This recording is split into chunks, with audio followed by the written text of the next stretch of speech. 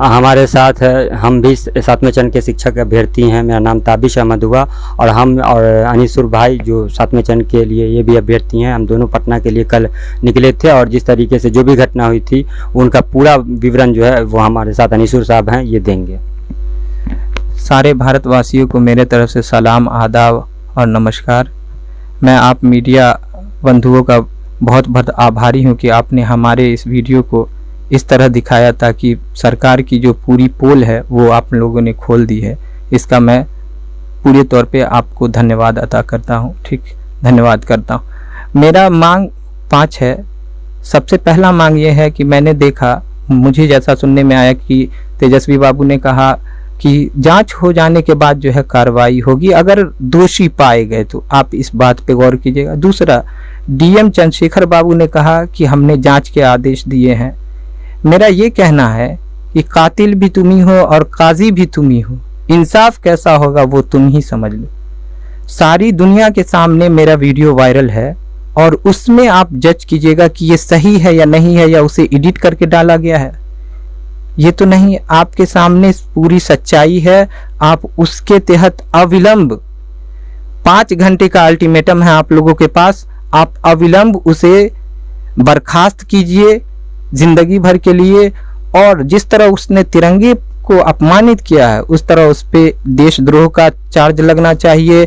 हमें जो उसने गर्दन से ऊपर हमेशा मारा है, सेंस ऑर्गन्स के ऊपर चोट किया है, उस पर अटेम्प्ट टू मर्डर का चार्ज लगा करके जिंदगी भर के लिए उनको जेल में सराहना चाहिए। दूसरी बात मेरी ये है कि मेरा पहला मांग है, मैं दिसंबर 19 फिर 21 फिर 22 मैंने इस तीनों में सीटेट क्वालिफाइड किया है। मेरा सिर्फ 21 का मार्कशीट आप लोगों के पास पहुंचा है, मैं दिसंबर का भी भेज दूंगा, 22 का भी भेज, ठीक है। उसके बाद मैं 7th फेज की बहाली के लिए जो है वहां गया था।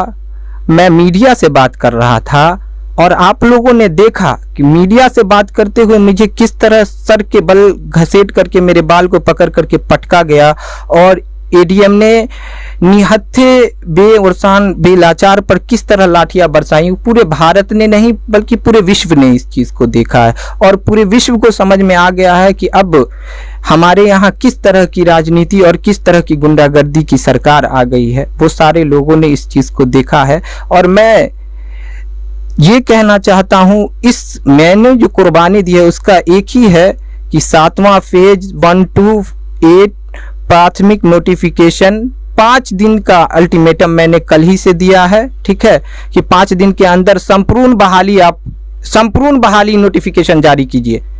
आवेदन का कब से कब तक, औपबंधिक मेधा सूची, फाइनल मेधा सूची, आपत्ति और काउंसलिंग, फिर नियुक्ति पत्र और योगदान का डेट।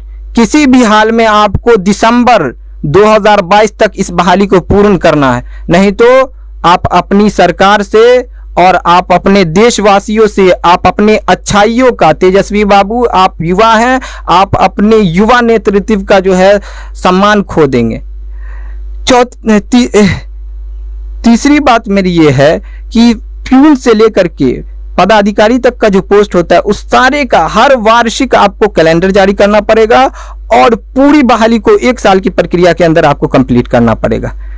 चौथी बात मेरी यह है कि आप लोग हमेशा हम छात्रों को दलगत राजनीति के तहत बांटते रहते हैं। अब हम छात्र जेपी आंदोलन की तरह एकजुट हो गए हैं, संपूर्ण क्रांति का नारा हम लोगों ने अपना लिया है, तो आप लोग समझ जाइए अब हम लोग किसी भी लॉलीपॉप में नहीं जाएंगे।